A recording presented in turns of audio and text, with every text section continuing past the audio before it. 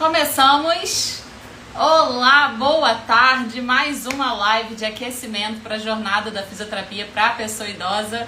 Evento esse que vai começar agora na segunda-feira, dia 10, onde eu vou disponibilizar alguns episódios, algumas aulas sobre esse tema que eu tenho feito esse aquecimento. O Lucas já está na área, todo mundo já está chegando. Sejam muito bem-vindos, muito bem-vindas. E hoje o tema, eu já vou apresentando aqui enquanto daqui a pouquinho eu vou convidar o Lucas para entrar com a gente, que é o seguinte. Hoje o tema é um tema mais voltado para gestão. Então, ficou assim. Paciente particular, um sonho distante. O tema é diferente, né? Mas vamos lá, deixa eu explicar o que acontece. A gente tem muito o foco, né, lógico, de ir em busca do atendimento particular, porque é um atendimento diferenciado do que o que a gente tem vivenciado hoje nos atendimentos de plano de saúde. Eu quero falar um pouco mais sobre isso, como a gente pode estimular mais eu vou falar a palavra comércio, mas acho que o Lucas vai poder falar mais sobre o que se encaixa mais no nosso serviço, tá? Bom, então eu já dei essa introdução do que vai ser o tema de hoje e agora eu acho que eu já consigo convidá-lo para participar. Apareceu. Pronto. Pronto. Eu já estava aqui introduzindo o nosso tema de hoje, que é um tema voltado para a gestão, para a gente poder introduzir mais essa questão do paciente particular, né, que às vezes parece tão distante, e eu vejo muito, pelo menos eu não só vejo, como eu vivi também com esse estigma, né, tipo, se eu tivesse mais tantos pacientes particulares, a minha agenda estava perfeita, mas se aparecesse mais um paciente particular, eu estava, enfim. E é muito interessante que a gente deve estimular, lógico, esse comércio, mas a gente também deve... Como é que a gente pode estimular cada vez mais, trazer cada vez mais esse paciente, enfim. E a gestão por trás disso, né? Porque eu vejo muito... A estratégia que eu utilizei foi, lógico, a fisioterapia em si, mas para que a gente consiga puxar esse público, é através de gestão, através de marketing e lidar com essa grana é gestão financeira. Bom, e aí, primeiramente, bora lá? Boa tarde a todos, né? Para quem não me conhece, o meu nome é Lucas, eu sou administrador e coach de produtividade e financeiro também. E eu termino ajudando muito nos alunos do curso nessa parte de gestão. Tanto de captação do cliente, atendimento, parte financeira, que é importante para poder a gente, vamos encarar esse negócio de fisioterapia como um negócio, né? E acho que tem muito a ver com esse sonho de paciente particular, né? A gente entra, quando eu vejo os profissionais de fisioterapia, e isso é até uma admiração minha mesmo. Tipo, eu lembro quando a Renata se formou, eu trabalhava em empresa privada ali, normal, CLT, e a Renata se formou e ela começou a trabalhar e foi um paciente atrás do outro, tal, e foi trabalhando muito mesmo, mas, do nada ela já estava ganhando mais do que eu, e eu, caraca, que maneiro, né? É uma oportunidade legal, mas para isso precisa ir galgando ali, crescendo, fazendo o negócio crescer. Mas é aos poucos, né? Só para explicar essa história que ele contou, gente, ele como administrador, trabalhando mais em empresas privadas, a forma como ele escala para aumentar a renda é diferente de uma pessoa autônoma como nós, fisioterapeutas. Então, por isso que ele se impactou. Até porque tem um outro ponto que eu acho muito interessante da gente falar, da importância de gestão financeira para a gente poder, quando a gente entra no mercado. Eu não sei quem está aqui assistindo, até eu quero que comente sobre isso. Inclusive, além de comentar, clica no coraçãozinho para ajudar o Instagram a encaminhar essa live e encaminha para as pessoas que você conhece, para quem precisa saber sobre esse assunto, tá? Mas volta aqui. Eu não sei vocês, mas eu, quando fazia estágio, o Lucas daqui a pouco vai começar a rir, que teve uma época que ele me sacaneava muito. Que um estágio eu pagava Não é porque eu pagava, porque eu era aluna bolsista, mas fazia parte da grade curricular da faculdade. Então, era como se você pagasse a matéria. Então, eu pagava para trabalhar. No outro estágio, eu recebia um prato de comida. E no outro estágio, eu ganhava um valor, tipo, 200... começou com 350, que já era muito, era tipo o melhor do estágio, eu pagava 350. E depois passou para 400, algo assim. Lógico que existem estágios, lógico que existem outros estágios que pagavam melhor, mas enfim, eu não fui, e foi essa a minha realidade. E para mim tá tudo bem, beleza? E aí você sai dessa realidade de recém-formado que ganhava R$ 400 e você começa a trabalhar e dependendo da forma como você entra no mercado de trabalho, cara, você passa a ganhar muito mais. Você ganha o mínimo ali, o piso, e aí você vai crescendo. E como ele contou, né? Em menos de um ano de formado, eu já estava faturando um valor maior do que o dele. E aí é muito impactante. Só que isso mexe na nossa cabeça. Porque, veja bem, você antes se controla por um volume financeiro pequeno de estágio. E em menos de um ano de formado, você está fazendo um faturamento de 5, 6, 10 vezes a mais do que o que você ganhava? Cara, o que vai acontecer? Você vai meter os pés pelas mãos. Se você não tiver um controle financeiro, vai acabar, infelizmente, você gastando mais do que você pode.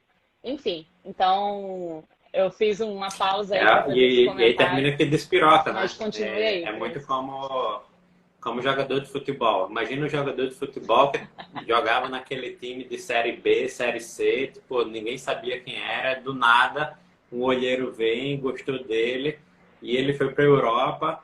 Cara, a primeira coisa que ele faz, ele compra um carrão, compra uma casona, compra isso, compra tudo. E, tipo, cara, não olha muito lá na frente. E aí, nessa de achar que, eu tô rico, mil maravilhas, eu lembro da Renata indo pro shopping, vou comprar uma bolsa, vou comprar um sapato. E aí, tipo, calma, peraí, se planeja. Monta o teu planejamento, vê o que é que você...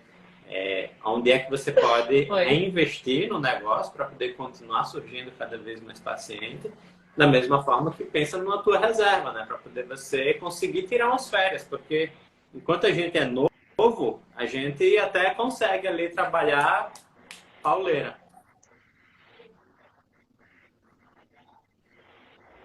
Pauleira.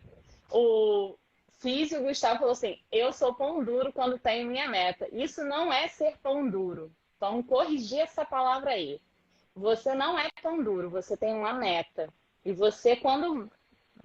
O Lucas vai falar melhor, mas você, quando tem a sua meta, nada vai te desviar. E, cara, você tá certíssimo. O pensamento só não pode ser de escassez, né, Lucas? Que aí é o contrário. Escassez é quando, cara, tá tudo bem, mas você tá com aquela coisinha de, eu não posso, eu não tenho. Não, porra, tá tudo bem, você tem reserva financeira montada, enfim. Então, não tem nada de pão duro, você tá certíssimo quando você tem a sua meta. Eu tava pão dura porque, cara, lógico, né, você começa ali na luta de, cara, precisa entrar grana, eu me formei, crefito, paga e daqui a pouco conta de casa. Assim que eu me formei, logo depois a gente ficou noivo, né? E aí a gente já foi morar junto, test drive. Então eu saí de uma realidade que eu tinha determinadas contas para pagar, mas eu comecei não, peraí, eu vou morar agora na minha casa, sair da realidade de mamãe. Então agora vamos lá que eu quero ajudar. E aí, pomba, tem as contas para pagar, enfim. E aí no iniciozinho eu comecei a ser muquirana, né? Só que depois, cara, eu falei assim, peraí, preciso disso não. Vou começar. E eu lembro da primeira compra que eu fiz foi o celular. Eu tava andando com o celular emprestado do meu cunhado, o meu tinha sido roubado. E aí eu peguei um celular emprestado dele, que tava com a tela trincada, e eu usando aquilo, eu falei, peraí, gente, não. Aí entra um outro ponto, né? Eu não sei se... Eu vou fugir um pouquinho do assunto, mas me corrija aí, viu? Tem outro ponto que é o seguinte, gente. A forma como a gente se apresenta para os nossos pacientes também vai impactar, tá? Se você chega com bolsa rasgada, material velho, roupa fuleira, toda descabelada, Para quem é mulher, isso se importa mais. Para o homem, tá nem aí um pouquinho mais. Mas, gente, isso impacta. É a postura que você tem. Quando você vai num profissional e o profissional tá... o ambiente não é agradável, o que você faz? Você começa a duvidar um pouco da capacidade daquela pessoa. Por mais que seja excelente, mas é o primeiro contato, é a primeira imagem que fica. Então, foi quando eu comecei a pensar. Eu falei, não, peraí. Eu também tenho que me portar como uma profissional que agora eu sou formada, graduada, tá? Então, eu comecei a elaborar um pouco mais a minha imagem. Só que essa elaboração da imagem também precisa acompanhar e tem a muito a questão ver com a escolha, financeira, né? né? Tipo, a gente, só pegando o gancho ali que o Físio mandou aqui, eu esqueci o nome dele. Quando eu tenho uma meta, eu fico pão duro. Do É Gustavo. muito a questão de você ter uma escolha ali do que é que você vai querer. Por exemplo, aconteceu muito com a gente quando a gente ficou noiva e beleza, vamos casar, vamos fazer uma festa. E a gente sempre teve, a gente adora pizza, então a gente sempre comeu pizza. Toda semana é uma pizza. Mas aí a gente, opa, peraí, a gente pode economizar hoje na nossa pizza, e aí eu comecei a fazer pizza em casa, ou comecei a fazer algumas coisas assim. E aí a gente poupa esse dinheiro para poder investir numa festa. Aí depois poupa o dinheiro para investir numa viagem. Porque você começa a escolher, opa, eu vou preferir isso daqui lá na frente do que esse prazer agora. Então, é uma escolha entre prazeres, né? O que é que você vai preferir? Vai ser aquele prazer lá na frente, aquela meta, aquela festa, aquele casamento, aquela viagem? Ou vai ser esse prazerzinho aqui agora? Então, é mais ou menos a mesma coisa. E aí, entrando no assunto, né? É mais ou menos... tudo tem a ver com escolhas. E aí, quando a gente pensa no paciente também, a gente vai falar sobre o paciente particular. Qual a diferença do paciente particular para o outro tipo de paciente? O paciente que é do plano de saúde ou o paciente que está indo para a clínica? Basicamente, você tem que pensar nas escolhas que a pessoa está fazendo na vida. O que ele está priorizando? Porque a pessoa pode priorizar o tempo dela, ou seja, eu quero alguma coisa que resolva o meu problema rápido, ou a pessoa pode priorizar o dinheiro dela. Eu quero que resolva eu gastando o mínimo possível. Ou pode priorizar o esforço dela. Eu quero resolver esse problema sem precisar me esforçar muito. Ou seja, provavelmente vai ser aquele que não vai querer sair de casa. Então, o paciente domiciliar, que você vai até a casa dele, provavelmente o nível de esforço dele é mínimo. Porque ele não quer se esforçar para ir até uma clínica, para ir até um ambulatorial, enfim, alguma coisa assim. Aí você tem que pensar, será que ele está disposto a resolver logo o problema dele no menor tempo possível? Ou ele está mais disposto a não gastar e aí vai no plano de saúde mesmo ali, porque é o que já está pago, digamos assim. Se é que ele tem um plano de saúde também, né? Mas, enfim, partindo do pressuposto que tem. Mas a gente vê que a realidade hoje em dia está migrando, pelo menos nos médicos, né? Todo mundo está passando um pouco dos médicos ali. Eu tenho o meu plano de saúde, eu tenho os médicos do plano de saúde, mas eu não vou no médico do plano de saúde, eu vou no médico particular, depois eu peço reembolso e tal, alguma coisa assim. Peraí, na fisioterapia também tá fazendo esse mesmo movimento. Então, a gente pensado quais são os tipos de paciente que tem, para poder você ir identificando, e aí você vai indo atrás dessa abordagem. E a gente consegue. Mas vou fazer um adendo aqui, daqui a pouco eu vou pegar os comentários que vieram aqui. Tem um outro detalhe, que depende do nível de consciência da pessoa também. Acho que isso daqui é importante de introduzir nessa sua fala. A gente tem um paciente, o paciente particular, que a gente também pode considerar paciente domiciliar, mas não é exatamente isso. O paciente particular é aquele paciente que paga o valor que você cobra. Certo? Não é um paciente que ele vem agora. Pode ser um paciente que você trabalha através de reembolso. Ele também vai ser um paciente particular. Aí a diferença é que o valor que o plano reembolsa, você vai ter que entrar ali num acordo, né? A pessoa vai pagar por fora, além do que o reembolso do plano, enfim. Mas o paciente, às vezes, ele não tem consciência da diferença de um atendimento de plano de saúde que, infelizmente, a gente... Olha só, Eu quero deixar até claro aqui o seguinte: eu sei que o valor que o plano paga é muito inferior. Eu já não tenho noção hoje de como está a atualidade, mas eu tenho uma noção básica de alguns códigos, por exemplo. Plano de saúde para pagamento, reembolso não, para pagamento de código de fisioterapia uroginecológica, o valor é muito superior a outras demandas da fisioterapia. Então, por exemplo, o plano de saúde cobra para uroginecologia na faixa de 100 a 150. Dependendo do plano, chega a 200. Para você ter uma noção. Isso é que o fisioterapeuta recebe por sessão. Mas aí tem que estar conveniado com aquele determinado plano. O reembolso é outro esquema. Mas, vamos lá.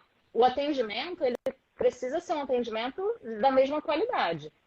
Mas, Renata, para eu faturar o que eu preciso faturar para viver atendendo no plano de saúde na minha clínica, digamos assim, infelizmente eu preciso botar várias pessoas na mesma maca e tudo mais. Ou, na mesma maca não, na mesma sala, várias macas na mesma sala e assim vai.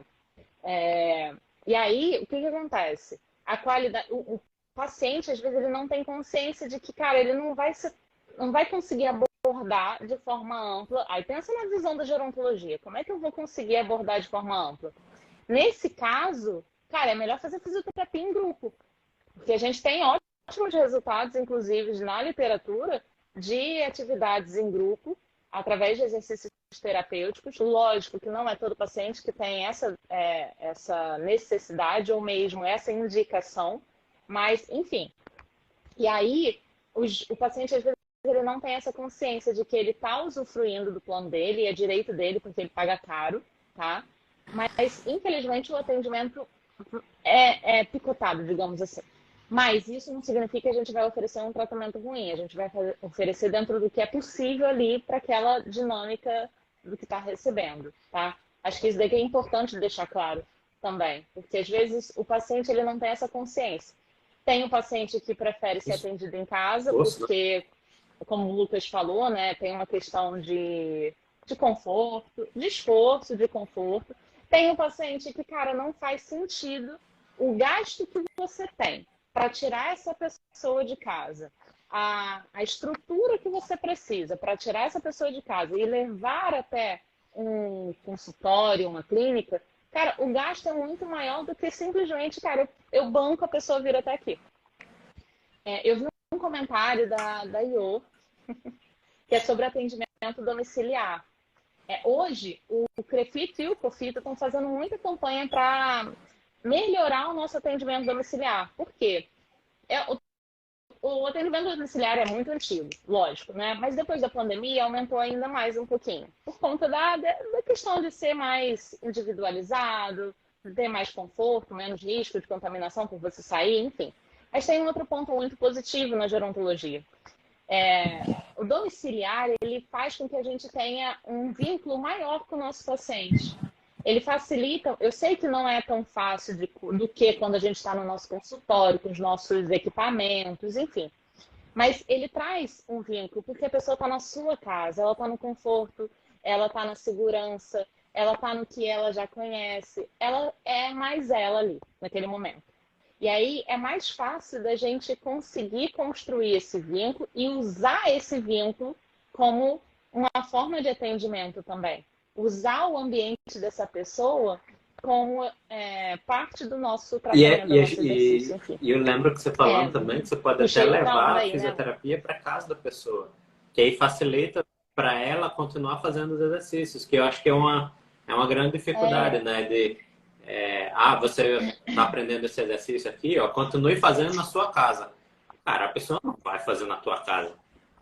Mas aí, quando você tá lá na casa dela, você diz assim, tá vendo esse lugar aqui, ó, essa escada daqui, ó, você vai subir aqui, você vai descer, enfim, você mostra ali, acho que fica mais palpável ali para ela, e aí acho que continua.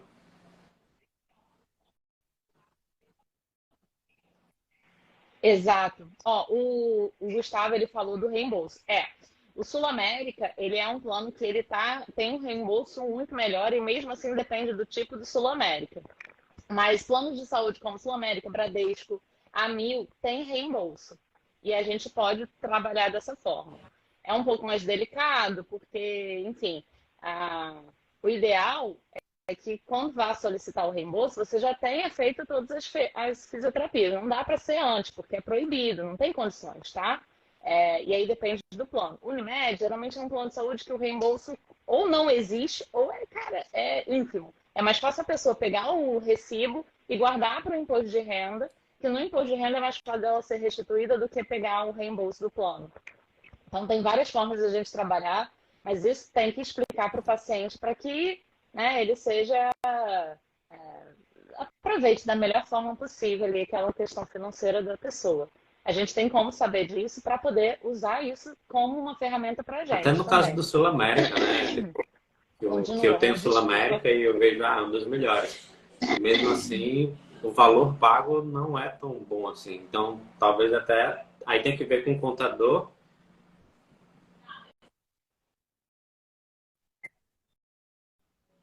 Não, desse linguarudo. É assim, o valor é um dos melhores.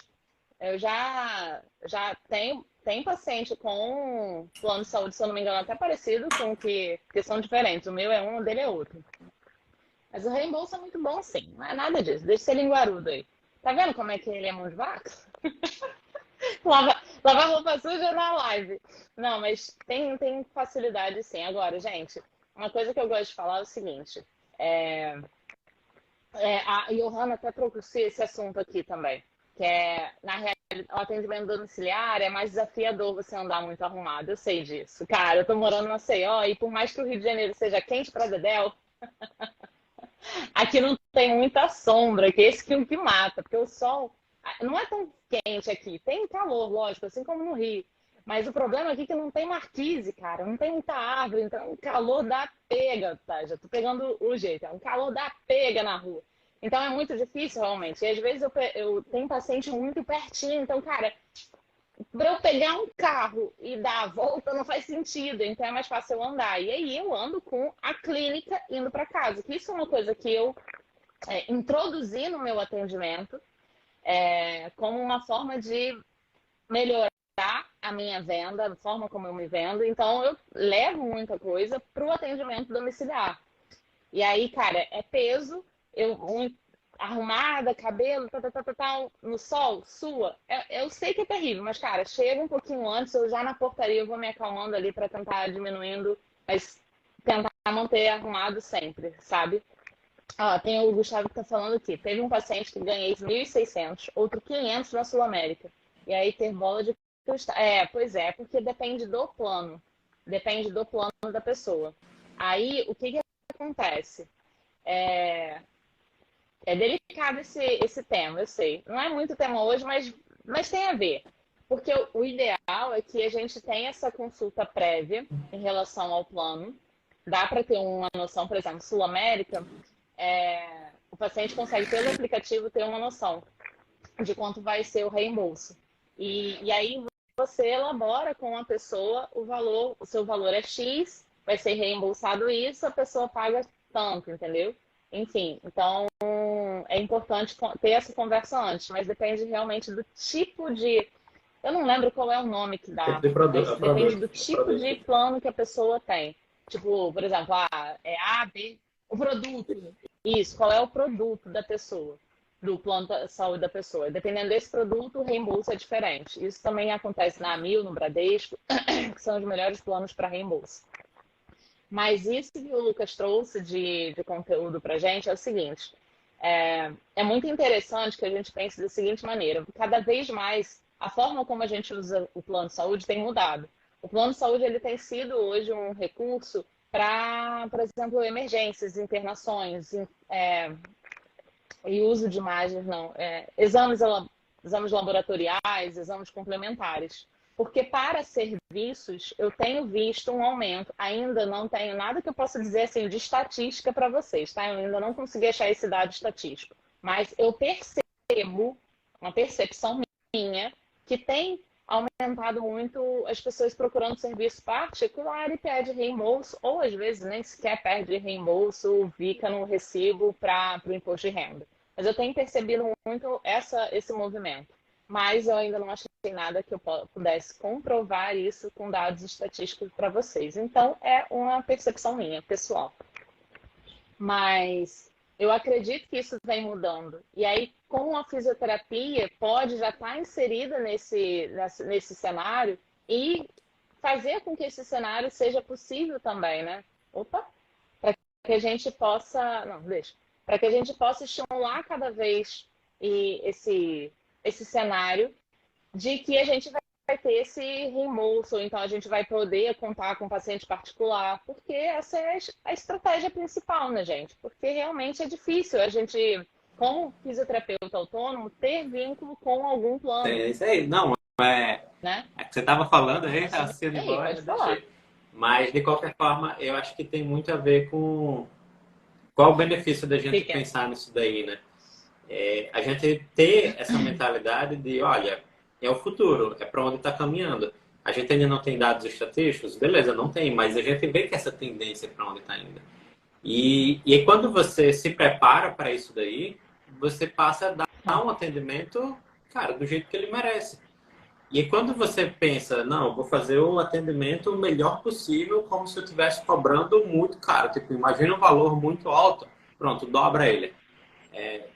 Nesse sentido, assim, tipo, a minha consulta é R$ 200, beleza. Imagina que a pessoa está pagando É, 400. Como é que você iria fazer esse atendimento? Alguma coisa nesse sentido, que aí quando você faz esse atendimento, tipo, dando o teu máximo, é uma questão de preço e valor, né? Porque quando a gente entra em paciente particular, ele passa a ser muito um sonho. E aí, quando a gente pensa nesse sonho, é uma negociação de preço e valor, que aí você não vai negociar, evidentemente, mas é uma negociação que está ocorrendo no âmbito psicológico. Você falou o teu preço. Eu gosto de número redondo, vamos lá, falou R$ 100. A pessoa ela vai ter uma percepção ali, cara, será que essa consulta de fisioterapia vale R$ 100? Ou seja, está com preço de R$ 100, mas será que vale R$ 100? Aí é onde a gente entra naqueles custos que eu falei lá atrás. Quais são os custos que a pessoa vai ter? Não apenas custo financeiro. É o custo financeiro, sim, lógico, mas também vai ter o custo de tempo. A pessoa vai precisar se deslocar até aquele local ou não? Vai atrasar para começar ou não? Quanto tempo vai demorar esse tratamento como um todo? Tipo, o tratamento ele vai ter um período ali de 1 hora, vai ser um tratamento de 30 minutos, vai ser um tratamento de 1 hora e meia, vai ser... E o tratamento como um todo vai demorar o quê? 10 sessões? Vai ser 10 sessões, 20 sessões? Então você começa a pensar no tempo como um todo. E aí também entra na parte do esforço. Quanto de esforço a pessoa vai precisar fazer para poder fazer essa fisioterapia?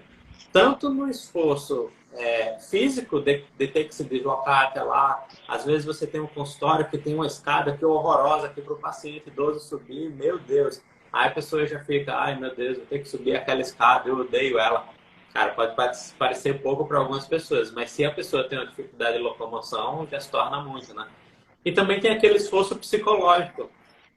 Será que eu preciso é, negociar com alguém, fazer alguma coisa? Eu lembro que eu quando eu ouvi essa teoria, isso daí é uma teoria de marketing, né? A gente tem que pensar no esforço.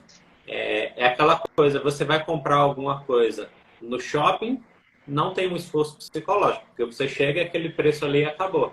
Mas você vai precisar comprar alguma coisa na Uruguaiana ou na 25 de março, quem estiver em São Paulo, você vai ter um esforço psicológico porque você vai ficar ali negociando. Não, isso daqui está muito caro, eu vou abaixar. Você vai ter o esforço psicológico, mas aí você vai ter a tua redução de custo. E aí vai depender de como é. Pronto, pensando nisso tudo, isso daqui é o que vai criar o custo, que é o preço. Aí você tem que agregar mais valor na tua consulta, no teu atendimento, para poder, quando esse valor for maior do que o preço que você está cobrando, aí a pessoa vai ficar satisfeita ali e vai continuar pagando ali, feliz ali, pelo teu atendimento de fisioterapia.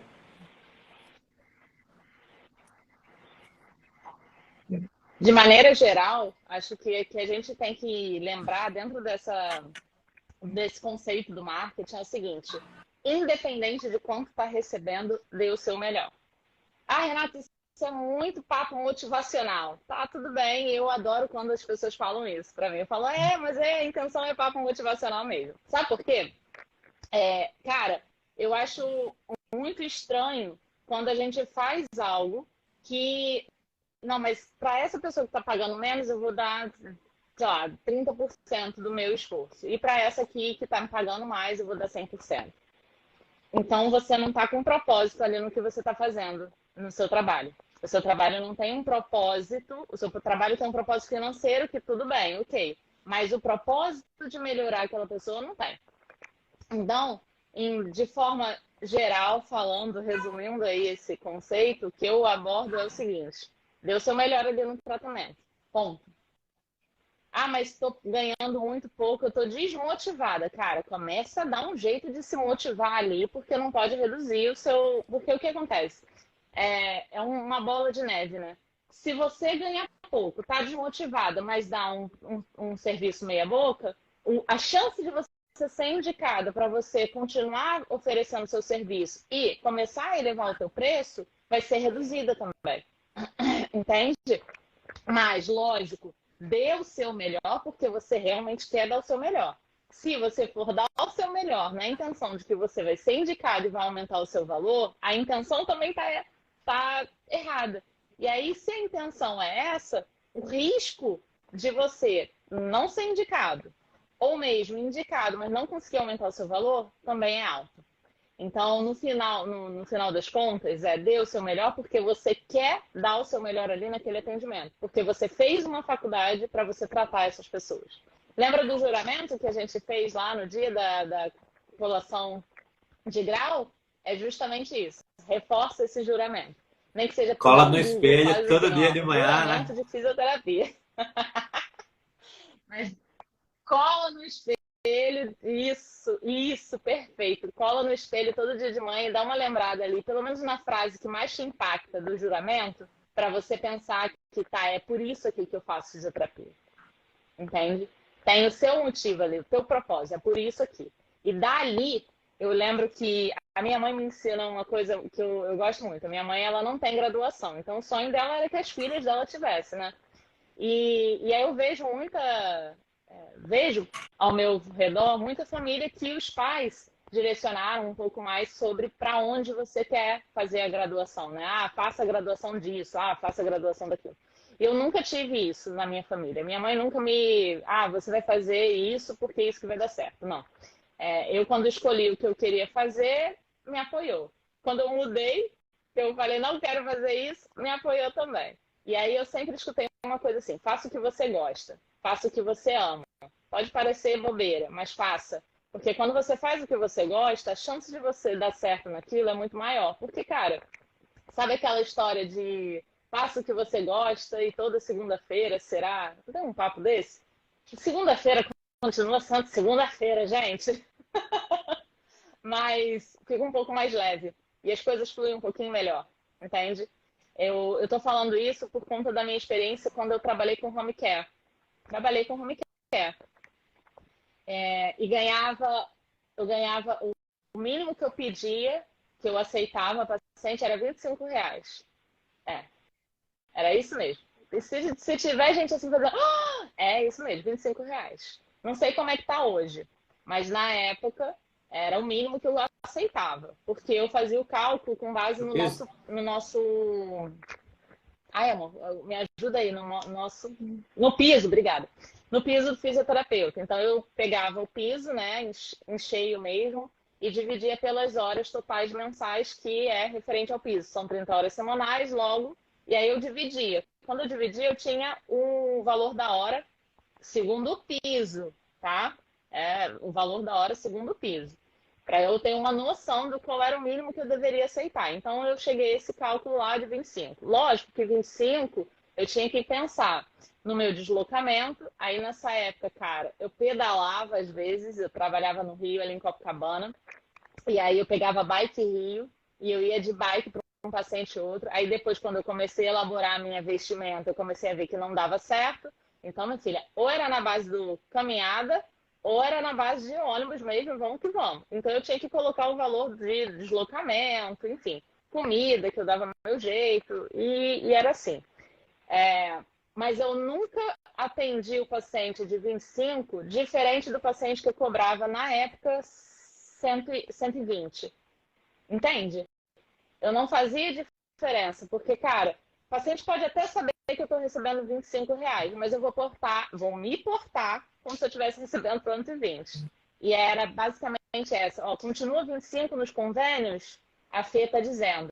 Cara, eles já deviam ter aumentado, porque o piso está bem maior do que isso. Eu não lembro quanto está o piso, mas é 4 mil?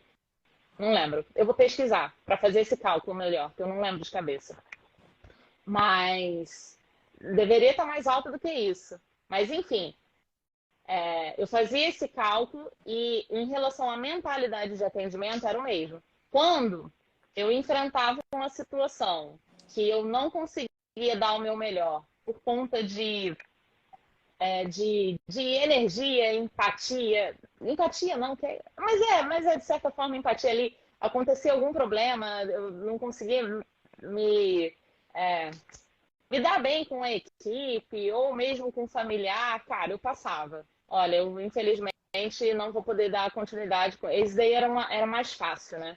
Ó, eu saí de casa e R$ 100 mais deslocamento, vou de Uber. Pois é uma mala grande que leva. Eu também ando de Uber.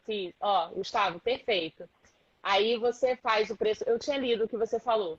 Preço fixo mais o valor de deslocamento. Isso é muito interessante.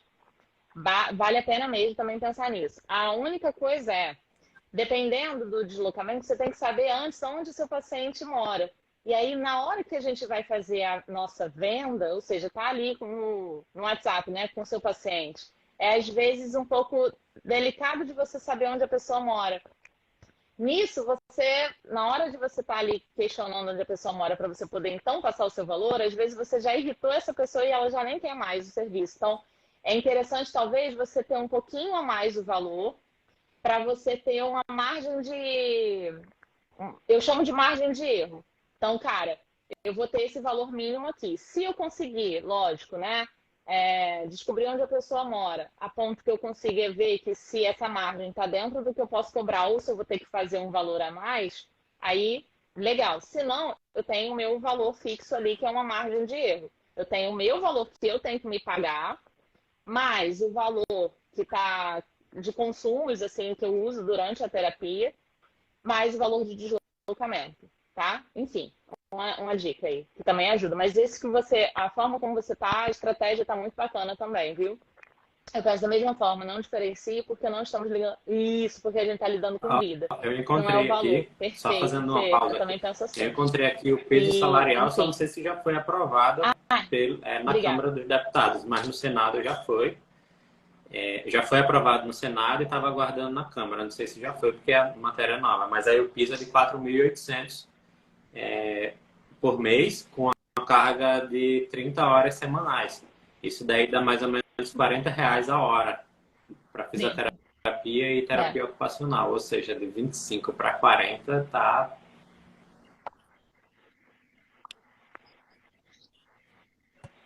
Rapaz, isso da época acho que era 2.800. O piso acho que era 2.800, eu tava muito feliz com isso. Ai, Jesus! Acho que era isso, né? Enfim, 4.800. Eu acho que é assim, porque eu lembro que foi até recentemente que aumentou. Foi ano passado, se eu não me engano. O COFIT fez uma publicação sobre. Mas o valor a hora, R$ 40. Cara, tem que dar uma cobrada aí das empresas. Vale a pena dar uma cobrada, fazer uma conversa, chamar para uma... Olha, se não aumentar o negócio vai ficar ruim para mim, porque não está dando, enfim. Mas é importante a gente fazer esses cálculos e estratégias de precificação. Tá vendo como é que gestão importa no nosso atendimento? Porque esses detalhes de precificação que a gente está conversando, tanto sobre o valor da hora, segundo o nosso piso, fora os custos fixos e custos... Como é que é? OPEX e CAPEX. Gente, eu não decoro. Não. OPEX é aquele custo de manutenção da tua operação. É custo variável. O que é que você vai gastar para você manter, continuar trabalhando. Então você vai precisar gastar com transporte, gastar com a tua alimentação, gastar com luva, gastar com óleo, enfim. E tem também alguns investimentos que são de longo prazo. Por exemplo, você vai precisar comprar um equipamento, você vai precisar comprar aquela coisinha de ventosa, você vai precisar comprar um TENS, você vai precisar comprar uma bolsa de gelo. A bolsa de gelo você vai comprar e vai durar um ano, sei lá, pode ser que dure mais ou menos, mas aí você tem que pensar nos dois tipos de investimento que você tem que ter. E aí, todo momento, você tem que ter uma planilha ali para poder, olha, eu vou comprar agora isso, depois eu vou comprar isso, para poder você ter sempre um material novo. Porque se você chega no teu paciente com um material que está meio excelente, está velho ali, pô, ele já não vai querer pagar mesmo pela tua consulta. E aí tem que ter... Não, e fora que tem risco de machucar também. A gente, por exemplo, a gente usa caneleira. Aí a caneleira já está craquelada, aquela caneleira que já tá mais um pouquinho mais velha, mas ainda está com peso adequado. Mas, cara, será que aquilo ali não tem risco de lesionar a pele? Se a gente trabalha com uma pessoa idosa especificamente, a gente tem que lembrar da integridade do tecido cutâneo. Se essa pessoa ela tem uma fragilidade própria do envelhecimento senescente do tecido da pele da pessoa, o risco de lesão é maior. Lembra das púrpuras senis? Que é aquela manchinha roxa. A gente já passou do tempo, viu, moço? Daqui a pouco tem que encerrar. Mas lembra da púrpura senil? O risco de lesão é maior. Então, até para isso, a gente precisa organização e planejamento financeiro é tudo. Eu tô lendo vocês aqui. E, enfim, é isso mesmo, Roma. Enfim, então a gente tem que tomar um pouco de cuidado com a integridade do nosso material também, por conta de risco de heterogenia. Não temos a intenção de lesionar a pele da pessoa, mas por conta de um material que não está tão novo, tão íntegro, tem. Aí, poxa, bota um paninho ao redor. É, o ideal. Mas, cara, se você puder manter a integridade ali do material, é o ideal, né? Pensando nesse cenário, no melhor cenário. Mas eu tô gostando de ver dos comentários aqui. Fê, eu penso da mesma forma, eu acho que a Fê falou assim, ó, eu fico muito confusa em dar preço, me formei em dezembro. Eu entendo o que você está falando, porque é muito delicado mesmo. A gente não se forma com esse conceito de venda, de marketing, de gestão, então a gente não sabe como se vender. Isso é uma grande dor da fisioterapia. Eu saí com essa dor na faculdade, tive muita ajuda, e quando eu falo muita ajuda, além da administração com o Lucas, que ele me ajudou, né? Eu também fui atrás de outros fisioterapeutas para eu perguntar como é que você cobra, quanto você cobra, e assim eu fui buscando, tá? Para poder me ajudar nessa precificação, mas o que me ajudou mais, fundamental, foi eu ter noção do mínimo que eu devo cobrar e quanto eu quero chegar a cobrar, que seja para mim viável, né? Ou seja, que seja confortável para mim, mas que também seja para a sociedade, lógico, né? Porque se eu puder, eu cobraria em R$ 600, não é? Mas a gente também tem que entender a realidade da população e a realidade da sociedade em que a gente convive. Enfim, então, uma coisa que me ajudou muito em relação a preço é fazer o custo mínimo, ou seja, por exemplo, o Lucas fez o cálculo, R$ 40 a hora. Então, cara, no mínimo, a gente tem que fazer R$ 40 a hora. Outra coisa que me ajuda muito, referencial nacional de procedimentos fisioterapêuticos. Coloca depois, assim que acabar a live, vai no Google e bota referencial nacional de procedimentos fisioterapêuticos. Já saiu de 2022, que saiu junto com a CBDF, que é a Classificação Brasileira de Disfunção de Diagnóstico Fisioterapêutico. Esse referencial é uma base mínima de quanto deve custar os nossos procedimentos, as nossas consultas. Todas as consultas, todos os procedimentos, todas as intervenções que você possa imaginar tem lá no referencial. Então, também pode se guiar pelo referencial, tá? Só que não é simplesmente se guiar pelo referencial. Tem que botar também, como, por exemplo, o Gustavo, ele deu aqui, falou o caso dele, ele tem um mínimo que ele cobra ali, mais o deslocamento, enfim, tá? Gente, o assunto, eu gosto muito de falar de gestão, porque eu acho que isso é um déficit muito grande na nossa formação. Mas infelizmente o tempo acabou.